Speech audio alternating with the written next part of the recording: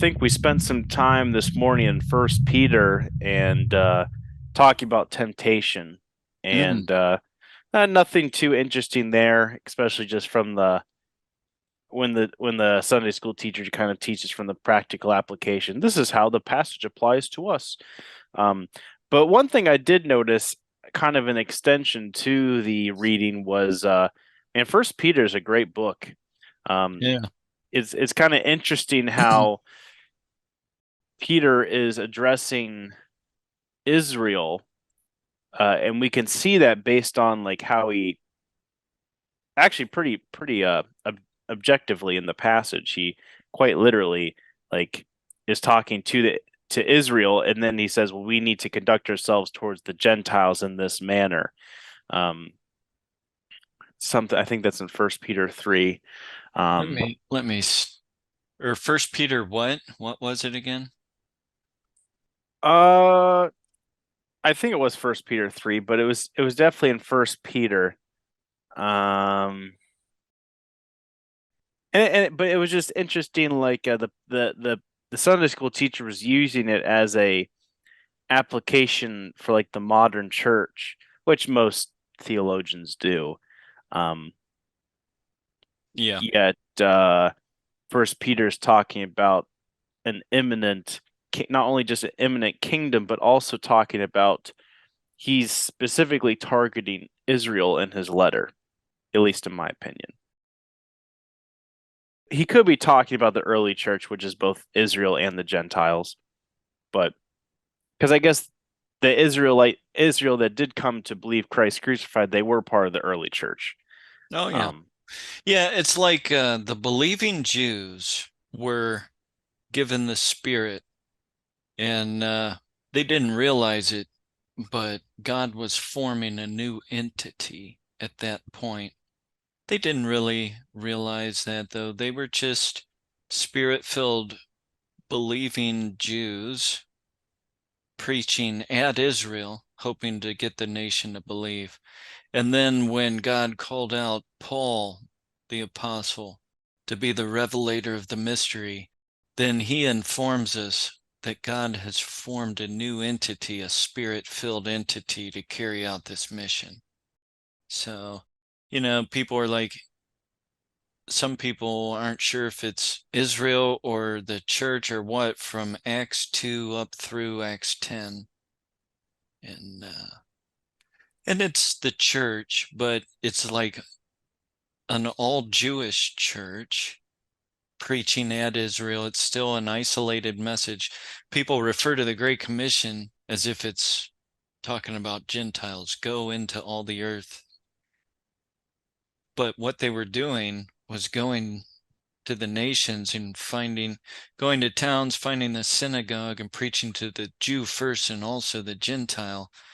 And it was meant to bring in the kingdom, but like when they at first were going and preaching, it was still just a Jewish audience. They were going to Jews in those areas and preaching.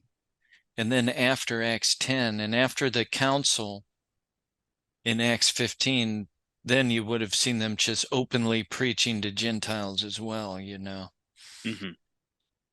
So, but the Great Commission from Jesus is a Jewish message. And it's to Jews abroad. And then Peter in Acts 2, when he says, for the promise is to you and to those afar off. That's not Gentiles, that's Jews afar off that haven't returned to the Holy Land. Mhm. Mhm. And but they were in town at that particular time for the Feast of Pentecost, and they heard these believing Jews speaking in their language from where they had come from. See, so there were Jews there that spoke these different languages and then were hearing things in their own languages there. That's the real meaning. A lot of people read Gentile meaning into that, and Mhm. that's not quite what it is.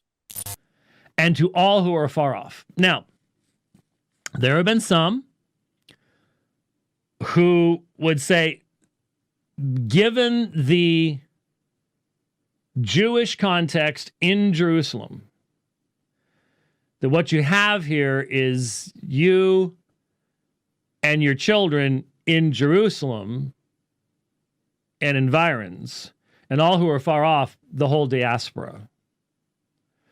And this is all simply speaking of Jewish salvation.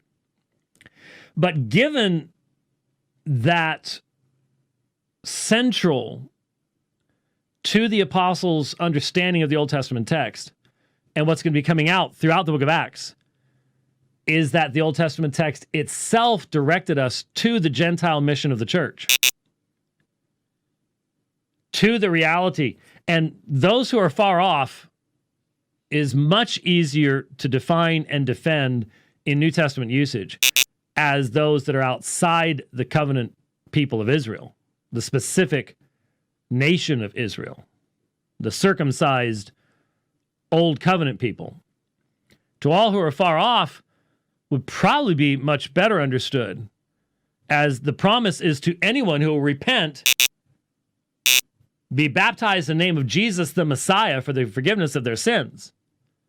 They will receive the banana and the tailpipe, the Holy Spirit. There's Tower of Babel meaning there, though. Like the Edenic people, when they were scattered, their languages were confused and mixed with all these surrounding peoples. Well, at Pentecost, when Jews had come to Jerusalem for this festival, they all heard in their language this truth being proclaimed. See how it's reversing the Tower of Babel? Mm-hmm. And so that's an interesting parallel there. Or an interesting contrast, I guess. I don't know.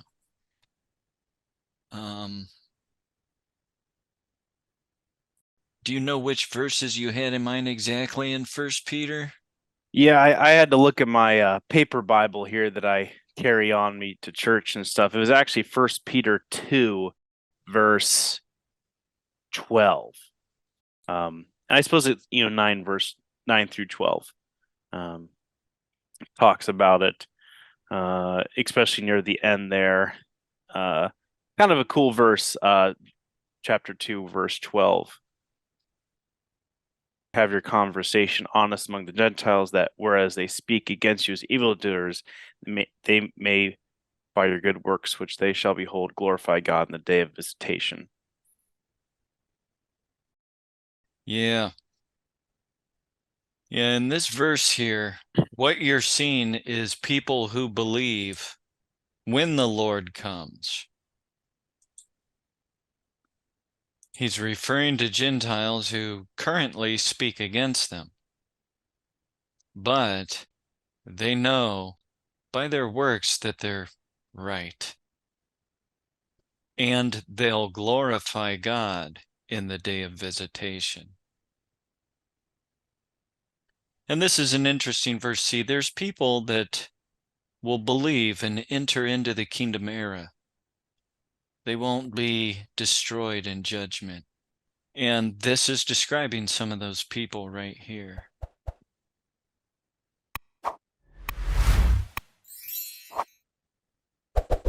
Up here, you are a chosen generation, a royal priesthood, and holy nation, a peculiar people. This is justifying the existence of the church. When Paul revealed the full truth about the mystery, then Paul and the other apostles had to defend the existence of this separate entity, because Israel was the people of God. And the idea that God could shift his dealings to another entity, that's hard to accept. And you find a lot of statements from the apostles where they are justifying their existence as the church. And that is what this kind of language is doing here.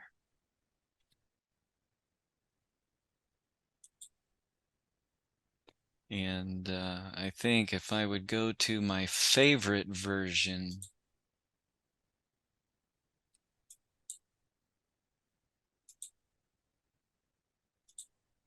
my very favorite version, let's see. The most scholar of them all. Yeah.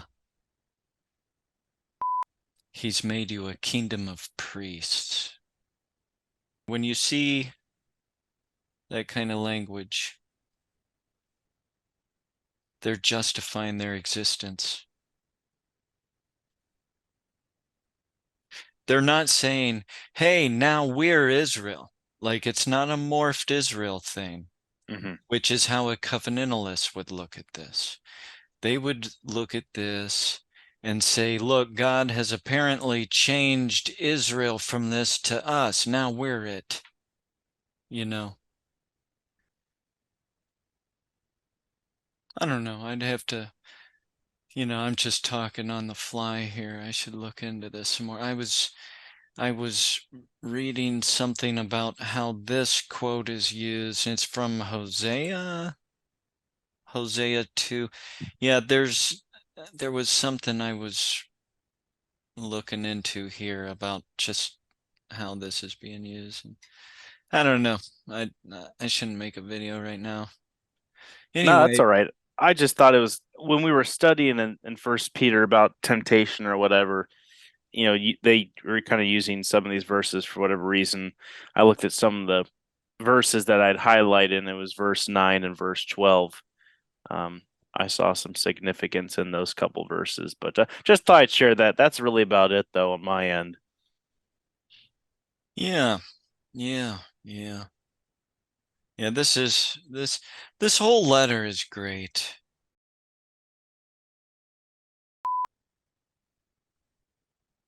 They were teaching a daily living application view of things, so that's all right. I mean, it's something I was thinking on lately. James White was having a discussion with this a guy named Brandon Robertson, and he's a gay Christian, a gay Christian apologist. And so Brandon was basically saying that in the Old Testament, when you find it condemned, like a man shall not lay with a man as he does a woman, and some of this other stuff, he was saying the reason that there's stipulations against that is because that was part of the pagan in the nations around them. And that's why it's stipulated against it, and so forth. And Brandon's saying basically that we're not old covenant Jews in that situation back then. And he was trying to dispute any kind of correlation between that situation and just a consensual gay couple in the modern world. And yeah, that's interesting. I mean, it's not wrong, but even though the Mosaic covenant served its function for the nation, for regulating God's administration with the nation, still, though, the giving of law, we should all see it reflects God's holiness, and it transcends the ages, and it really transcends the creation even though the laws, if you read them, they're about people doing things. Still, the holiness reflected in it just transcends the creation. And so it certainly transcends the ages and stuff. And so for us living today, we can still read it and use it to understand right and wrong. And, you know, God worshipers should be compelled to do right and worship God just out of your heart, you know, that kind of thing. You know, there's a deeper meaning that we all just know. And every time, and this again, this is pretty common for a lot of pastors, Sunday school teachers, is we start with the lesson, we start with the passage. What does the passage mean? How does it relate to you? How can this practically apply to your life to be a better Christian, kind of thing? yeah. And you were saying, which I agree, I don't think there's anything wrong with that. I used to really dislike it back when I was talking with you, early on, just because any sort of sign of this faith works dichotomy just irritated me. And in a way it still does, but now I recognize that I think Christians are just doing the best they can with the knowledge that they have, and there's nothing wrong with. I would and would even agree that it's good to live righteously. Yeah. It's like what I'm describing, it should just, I think, come to people naturally. It's like you have the law. Well, it just tells you something about God, you know, and then if you believe, it just affects you, you know, but it's not any kind of thing you follow in a religious way. And that's what's taught so much. And it's hard to not do that. You like a lot of teachers just end up there, and you know, and that's something. When I was watching James and this guy Robertson talking, I knew, I thought this guy was trying to set a little trap for James, really, to say like, well, you have to keep this old covenant commandment to be saved, you know, because it kind of sounded like that's what James was saying, you know, like you could summarize it that way. And James would say, no, I don't mean that. It's like, well, you know, you kind of do mean that, James, you know. So I could see, I think, what he was trying to get James to say. But yeah, when people, I call it misappropriating the New Testament. And so all of churchendom misappropriates their sacred text to their attempted practice of the faith, but it's just not what the original faith was. And it can't ever be because they don't have the Spirit, you know. But when they're trying to just make a direct application, it's really misappropriating what we're reading, because what we're reading is written to this Spirit-filled entity on their mission to bring in the era. That's who was being addressed. So from my perspective,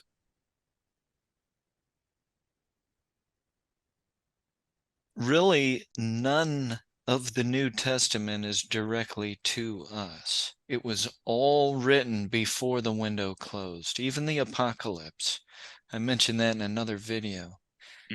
And so that's as hyper dispensational as you can get. Bollinger drew distinctions to such that he thought only Paul's very late material was applicable to us. Well, like the way I look at it now, it extends that out even further. And the whole New Testament was written to the Spirit-filled people on their mission. And so I can say all of it, just the whole New Testament was about that special period when the window was open. And for us to try to practice it is incorrect, you see. Yeah. It's not too wrong, it's just not quite right. And they especially go wrong when they don't know what the original goal was, and they start applying it to their own salvation.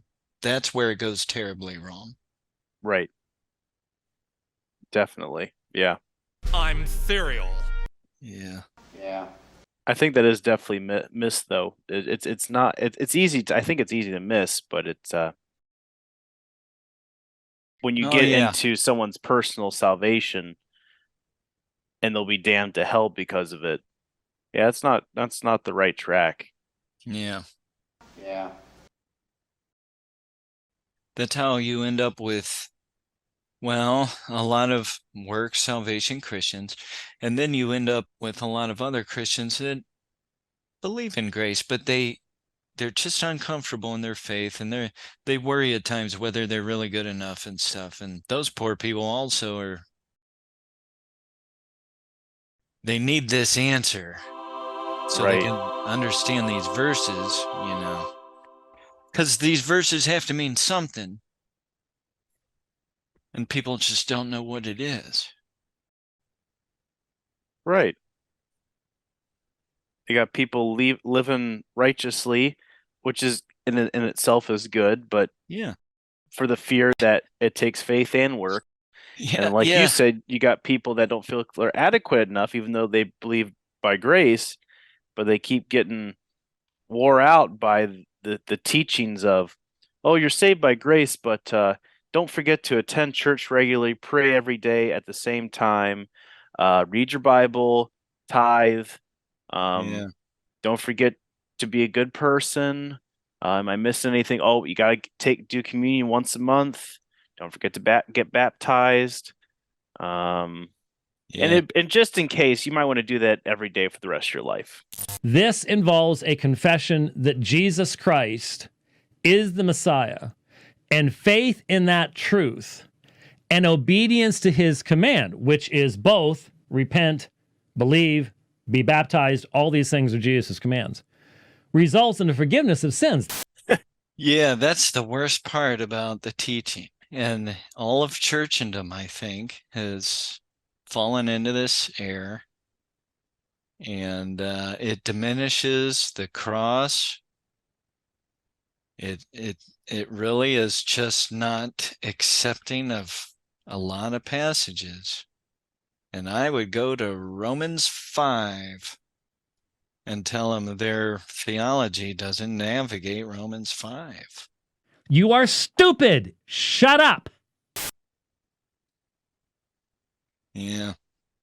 I hate that people stumble into that problem there, because I know they're aware of certain verses. They know they got to mean something. Mm-hmm. So, yeah, it's terrible, man. People don't have the answer. Only a few of us have the answer. Oh yeah. So, I don't know. Freaks you out. But you don't have to get your doctrinal ducks in a row to get saved. So, Yeah, that's, oh, for sure. Yeah. Yeah, right. I can prove it despite what people say. So, it says I'm running out of time, but I have 10 minutes. All right. Well, we can do a second meeting if you had something in mind to talk about. Yeah, I was just thinking, I have a few projects in mind. I did want to talk a little about Abraham.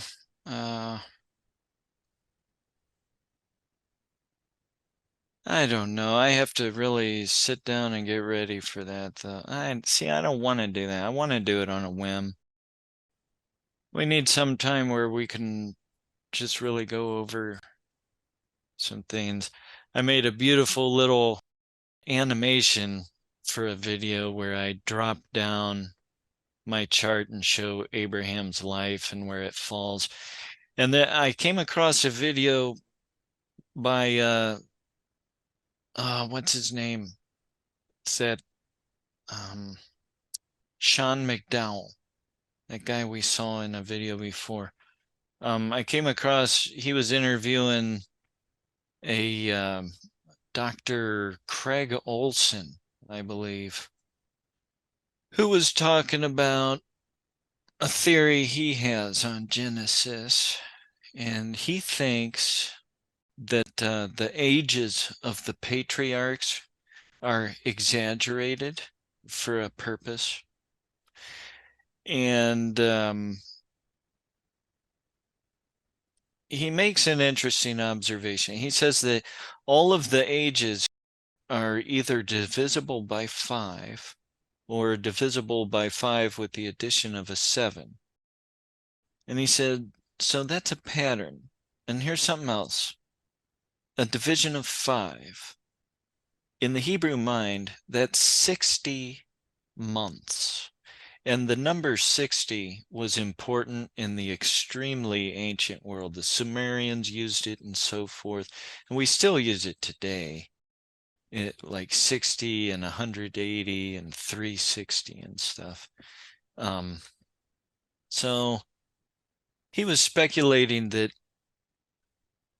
the ages that these men live that are in the 900s and 800s and stuff, he was like, he thinks those are symbolic and have some kind of meaning to them. And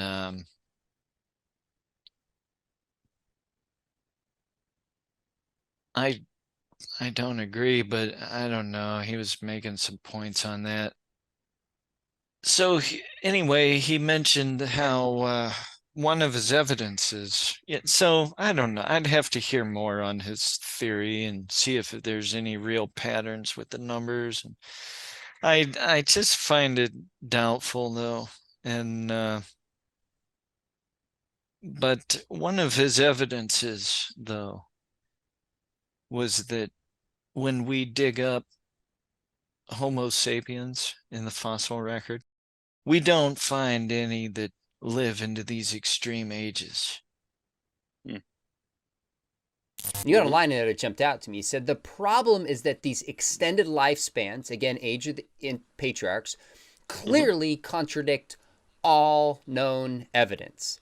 That's about as straightforward of a claim as one can make. So is there any evidence for people living beyond like 120 years, let alone 180, 600, 900 There is not. years? No, there is not. Okay. And we've had there's hundreds of archaeological digs, dozens of countries over thousands of years, archaeologists from all different religious or non-religious backgrounds, Christians, Jews, evangelicals, non-evangelicals, atheists. No one's found one skeleton that looks like that. And the example I give is Jericho, because that's in the area where the patriarchs lived, where they have graves going back to 9000 BC, and all of them fit the same profile of a normal human lifespan. But the argument he was making, Lane, is to read Genesis as though it describes mankind's history in general. So if you see the patriarchs living these ages, you think, oh, well, just man on earth was living like this into these long ages. But the pre-Adamite view sees that longevity as a special supernatural kind of thing that affected only the direct lineage of Adam, Mm-hmm. And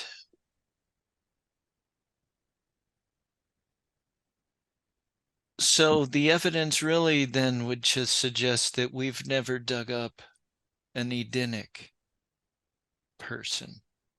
Very interesting. Yeah, so the pre-Adamite view has an answer for that particular argument, and that's an important argument, really. That's just an important thing. Most of the dead Homo sapiens we find are usually young anyways, like they were killed, Mm-hmm. But the fact remains we've never found one that is this extremely old man.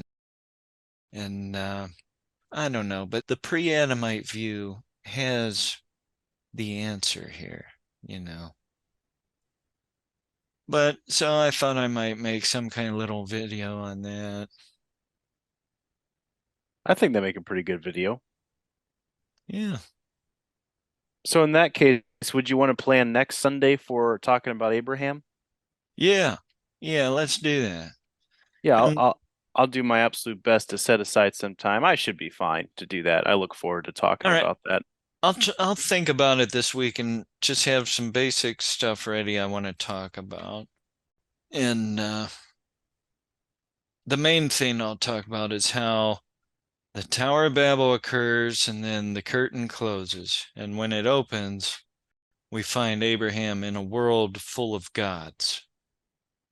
And so the priests, when they put Genesis together, they wanted us to see this Tower of Babel. And then the next thing you see is a world with many gods. And so that's important. But what were you going to say? I was just going to ask in preparation for that. I think Abraham and that's talked about in like the early teens of Genesis, Yeah. 11 through 14. Would be good to read probably before then. Sure. Yeah. Yeah, Cool. that'll go up to Melchizedek. Very good. You could start in 12. I don't know. I already talked about Terah. I should talk some archaeology with Abraham because that's something that comes up in this Olson video. And it's something I have a lot of thoughts on, a lot of information. So I'll want to talk about that. There's an issue with whether certain cities truly existed in Abraham's time or what. And so I'll get into that. And the more I looked at it, the more I realized not only was that site, Tel El Hammam, seemingly off, all of the other archaeological sites didn't fit with our traditional chronology of when Abraham and the patriarchs lived. And the big one, of course, is Jerusalem. You can't really have the story of Abraham if you don't have Melchizedek in the city of Jerusalem, if it's not there. So I want to make sure that our viewers are tracking with us, that you're saying extra biblically the age of the patriarchs cannot match up with the known archaeology, cities like Jerusalem, cities like Shechem, and other extra biblical issues. Cool. Very good. Moving through Genesis again. Yeah, that'll be good. Yeah, I think so too. I haven't looked at the channel lately. I think I have 100 subscribers though. I'm looking right now. You were one away, 99. Oh, I lost one because I hit 100. So, Oh, you still hit 100. Congratulations. yay. That's cool though. I know it's not many, but it's like, you know what? A couple people. I mean, what's me to say? I mean, it would be lovely to have an income from this. I don't get me wrong, but I suppose if a couple people are convicted and they spread the good news, then it's worth it. Um, but you put so much work in. I'd love to see you eventually. I don't know, Yeah. use this to make a book, or you start to get some live streams, or have a little income come in. I don't think there's anything wrong with that. But I noticed this Apocalypse Solved all of a Discord video almost has 600 views. That's pretty darn good. Yeah, that one did pretty good. And it drew in a couple subscribers, but then a couple people unsubscribed again. That's all right. That's probably normal. Yeah. So, and especially with my channel, like people see a video. Yeah, this video I'm working on, man, is going to be awesome. Yeah, what's it going to be about? I was sitting here trying to think of a name for it, and I'll probably call it My Dispensationalism, because I made that one video a while back now called My Theology, where I was telling people I hold a view that's pretty unique, you haven't heard it before. But so this one, I thought I'd call it My Dispensationalism because it's very dispensational, some of the things we're talking about. But on the other hand, I'm talking about the Spirit utterly ceasing and the entire New Testament being to the Spirit-filled body and stuff like this. And that's just so far beyond anything that's been taught by dispensationalists, Right. And So I thought I'd call it that. And so just some of the things we say, it's really great. And I got some more clips from James White. And people might think I'm picking on him, but not really. It's like he's perfect to quote and refer to because he's just perfect in a lot of ways. He's one of these Christian apologists. Okay. And you know, they mean well, but they're trying to sell a product at the same time. And that's the truth. They do mean well though, you know. They're good people. It's just they're trying to sell a product as well. And so, I don't know. And James White is a strong one. He's debated all kinds of different things. And then he holds some classic things I disagree with, like his covenant amillennialism. He's recently changed to postmillennialism, so he's covenant postmillennial now, but that sort of thing I don't agree with. He's a Calvinist. I don't know. I'd have to get into Calvinism sometime, but I'm not Calvinist. And so since he is, I can kind of attack some Calvinist ideas using him, quoting him, you know. And then he's from this reform camp who always has sort of a disdain for dispensationalists. And you can just see it in his tone and stuff like this. So really, he's a perfect guy for me to quote, to use, to make some points, to refute and stuff like this in my videos, you know. But it's nothing personal. I actually like James, you know. I've told you I have watched so many episodes of Dividing Line, you know, and I like James, but on serious material to add though, once we get to Abraham, I wasn't sure quite how to do it. I guess the way to do it is to go over Abraham first, different things that happen. And he encounters a few different people who know the name Yahweh. And he encounters people that know about the Most High. But he knows that Yahweh is the Most High. We know that Abram knows that from Genesis 14. So Abram had a lot of good information, but he didn't have all the information because he lived in a world that thought that the Most High was El, and that the gods were the sons of El, and that they were begotten gods. And this was typical belief in the Canaanite world. But once Moses comes on the scene and God uses his name, Yahweh, I am that I am, he's showing what Yahweh means. And it means the gods aren't begotten gods. And they're not truly divine. They're not begotten gods. And then the translators of the Septuagint deliberately used a low-level term, angels, to refer to them, to ensure to their audience that there was no mistake, that these were not begotten gods.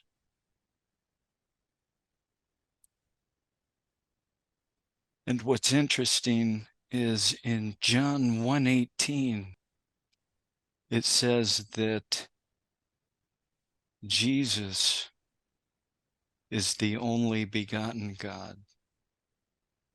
No man hath seen God at any time. The only begotten God, which is in the bosom of the Father, he hath declared him. And that's important. But we'll get into all that. But there's steps involved, like Abram's world and Abram's limited insight.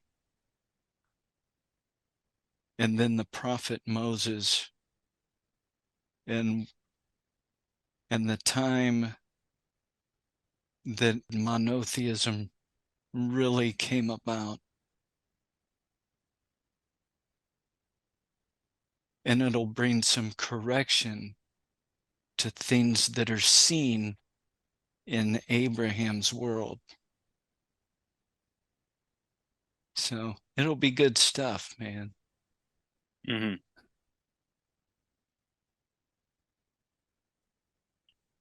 Yeah, I'll try to have some more ideas together though for next week. This week when I had free time, I was working on this video and stuff. So I haven't been thinking about it much, but I'll be wrapping this up. I'll try to meditate on that this week. I'll just listen through those chapters in Genesis and get to thinking about everything. The thing to do, like you were talking about reading Genesis 12 to 14, 12, 13, 14, yeah. And you can keep going. You can read up to like 22. Chapter 22 is where Jehovah Jireh, Yahweh Jireh. Anyway, that's when that name appears, chapter 22. So those chapters 12 to 22 are real important. And then I'll have some archaeology to talk about. Sounds good. Cool, man.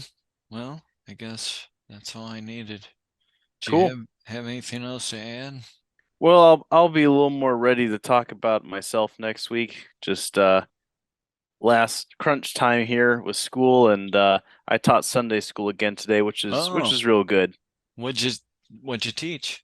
They have like a book to go through, so it was dealing with temptation, relying on Okay. Yeah, just kind of a booklet of stuff based on passages and dealing with temptation, trying to lean on your own understanding instead of God's understanding, and it was good. That's good. Yeah, just kind of like we've talked about before.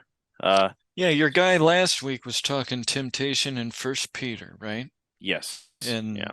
Was it like laying the groundwork for your talk, or what? You're all stepping through a book, or what? Apparently, the topic is dealing with temptation. That's the general several week topic that we're going through, and this week it was about discussing instances of relying on yourself over God, and the two passages that they cited were Matthew 4, when Jesus was tempted by the devil, and Deuteronomy 8, where the Israelites were being led in the wilderness for 40 days. And anywho, and then I asked like the class to find other instances where like people relied on their own understanding and what was the negative, and it led to a negative consequence. So we talked about that, and then we talked about how when people were trusted in God in the Bible, and how it paid off, leaning on God's understanding, not their own, and how it paid off. And just kind of one of those, I don't know, churchy kind of lessons where you have this topic and you quote a couple passages and you walk away with something that you're supposed to do. And it anymore, I'm like, it's just kind of, I think it's good, to live righteous, and kind of good to consult the Lord for wisdom, whether the Spirit's working or not. But I think it's just wise. So it was a good lesson, but nothing too groundbreaking theologically that I came across when I was reviewing and studying for it. Yeah, that's something that comes out in our video. The Brandon Robertson discussion, that gay Christian apologist. And then I briefly mentioned like how we have this Mosaic covenant for the nation. And even though that's just clearly not us, nevertheless, it contains eternal truths, Mm-hmm. and Yeah. so anyone that honors God, I mean, any realistic person that knows their place as a creature and they just take that seriously as they live, the Mosaic Covenant's going to impact your thoughts and stuff, regardless of whether you're an Old Covenant Jew. There's just no getting away from it, because it shows you right and wrong. Mm-hmm. Right. And Paul even refers to that at one point. By the law, sin is made known. So, One thing when I was teaching today, I did say was and one of our pastors were there. He asked me occasionally to speak, and he's a good guy. He's not our head pastor, but one of the pastors, and he's a good guy, and we had a good conversation, good Sunday school session, and everything. But when I was asking about like, so what are some instances where we see temptation happen in the Bible and man or woman leans on their own understanding and then they fail, and the study guide referenced like Genesis 3, and when we were looking at that passage, I didn't say much, but all I said was the serpent tempted Eve. I never said that Satan tempted Eve, which actually I wasn't entirely right. wrong. Doesn't Eve mean serpent? Yes. Yeah, In the Aramaic, very interesting. it's a there's a term for this. What's it called? It's where a word in Hebrew just happens to sound identical to a word in Aramaic. It means serpent, straight Hmm, up. Yeah. Skinner refers to that. Yeah. I see. Yeah. How did that come up? Did you bring that up? I did. Well, again, I played it off pretty good because, uh, as I was saying, all I really said was, okay, so the study guide references Genesis 3 as a passage of temptation, and then all I really said was where the serpent tempted Eve to eat of the fruit, and then death, as soon as and then Adam ate of the fruit, and then of course sin and death reigned to all man. And that was about the end of it, and I had no comments or concerns or anything. Uh, Hmm. I kind of played off pretty good where I didn't say, I never paused and said, now it's a serpent here, not Satan, just a serpent. I never Yeah. said that. I just said that the serpent tempted Eve, and never got into that's Satan. Yeah. I Well, think I think the pastor kind of knew what I was talking about. Like literally, yes, it is a serpent. We kind of know it's Satan. Lane doesn't need to describe that. So maybe that's his thoughts, but it was kind of cool able to sneak that in. Just actually, that's the literal interpretation, the correct interpretation of the passage. So that was kind of yeah, cool. I think most pastors would agree that there's a literal serpent involved. They just think Satan manipulated it or something. And they also know that they have a hard time proving there was a Satan being there. But they most do agree there was a serpent involved, you know. Hmm. Right. So others then make a one-to-one correlation. The serpent is Satan. Yeah. I don't like that view. But Yeah, I don't either. Especially for what I've seen, there's only the only time there's only one very loose passage that's isn't that crazy? There's only one very loose passage that supports that entire doctrine. That's a big doctrine that Satan was at the beginning of time tempting Eve. It's what is it? Just a very very short phrase that's loosely taken from I think was it Revelation 20? yeah, well, That eight it's in Revelation, yeah. or 12? Maybe it's 12. Yeah, it gives several names. It's talking about the same entity. It says Satan, that old dragon, that serpent, that old serpent. It's the dragon and Satan and the devil and that old serpent or something like that. Like John's grabbing all these different terms and using them. Yeah, Revelation 12, verse 9. And the great dragon was cast out, that old serpent called the devil and Satan. Man, you're right. He is laying them all out there. Yeah. Yeah. Which deceiveth the whole world. He was cast out into the earth, and his angels were cast out with him, etc., etc. And But there is allegorical meaning there, because the serpent actually represents a member of the council that was fighting the creature, God's purpose. And then there's a possible meaning, although I've never really threshed it out, but thy seed and her seed. Thy seed, he's talking to the serpent. In our videos, I talk about how it has a plain, straightforward surface meaning that means this creature's turned into a serpent, and it means a serpent and his seed will have problems with man, with the Adenic people. That's the top meaning, but maybe there is a deeper meaning that somehow refers to Nephilim, because the angels have, well, their seed. I just wonder if there's some deeper meaning than the primary surface meaning of the creature becoming a serpent, it and its offspring cursed. Just might have a deeper allegorical meaning that refers to the Nephilim somehow. I don't know. Maybe, maybe not. I don't know.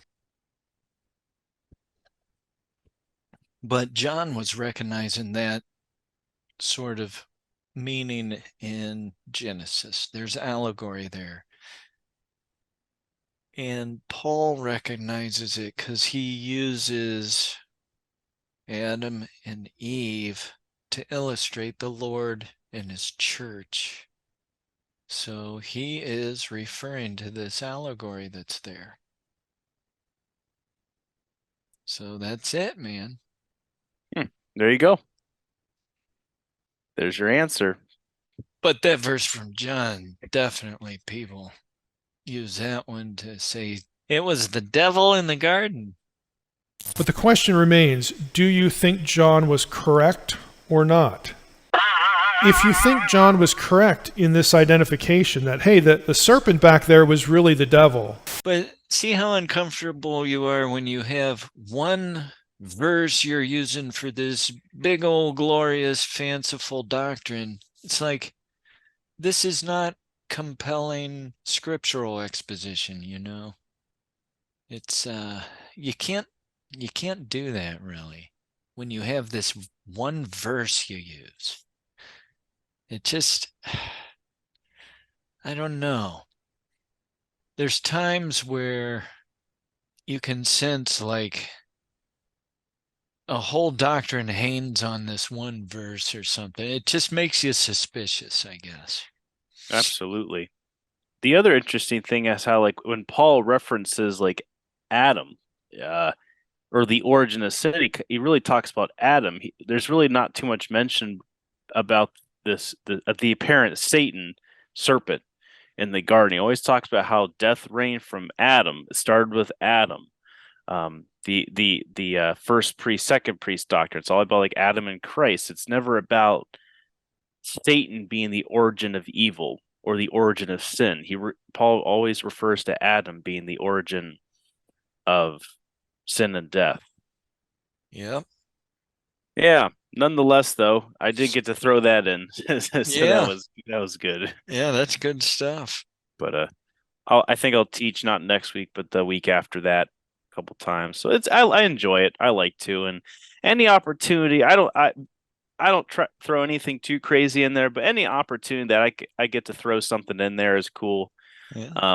I think last time we spoke, I talked about how I was able to throw in, like, now remember, kids, Jesus actually hasn't died and rose from the dead yet. So we're not under a gospel of grace. We're still under the law. And a couple of the girls that were in the Sunday school class were kind of surprised, like, oh yeah. I think that 21st century Christianity has been taught so much that it seems like Jesus has always died and rose from the dead. Yeah, and it's right. always been that way. There was never a period in history where you had just the law, no Jesus. Jesus was there, but did not raise from the dead yet. And you wonder what happened to all those Gentiles before him, before Acts 2. But Yeah. Anywho. Yeah, you're right. And when you think about it, like when I read the New Testament, I'm trying, in my own mind, I'm trying to be a Jew that has messianic expectations that aren't very supernatural. I'm just looking for a son of David to come along who will be mighty enough to chase Rome out and reestablish the kingdom of Israel. And then there's this Jesus of Nazareth that's talking kind of spiritual, though, but he's doing miracles and stuff. And it's kind of hard to, well, he's not quite sure what to make of him. And he seems a little peaceful or just not powerful. He does, there's nothing attractive about his appearance. He just does not seem like the guy. So Right. But he's doing miracles. I don't know. But who's reading their New Testament trying to be in that mindset? No one. And that's why no one knows what it means. Absolutely. Have you seen the old movie The Predator from the 80s? I might have seen bits and pieces of it. Well, the Predator monster, he's been around my neighborhood, man. And other people have spotted him too. Wait. Say that again? The Predator has been spotted around my neighborhood. Really? I'm serious, man. I'm not kidding. No way. And here's the thing, this retired guy, got a little tiny unicycle. And it's real fast, man, for just being a single guy on a unicycle. And it goes pretty fast. And he had to wear pads to learn how to ride it. And he was putting all this padding on. And these kids that lived near him, they were like, "You look like some kind of superhero." And so he decided to deck it out and make it look like the Predator in the movies. And he's going through neighborhoods on this unicycle. Tony takes the Predator from Twinsburg to downtown to Akron. I've been everywhere.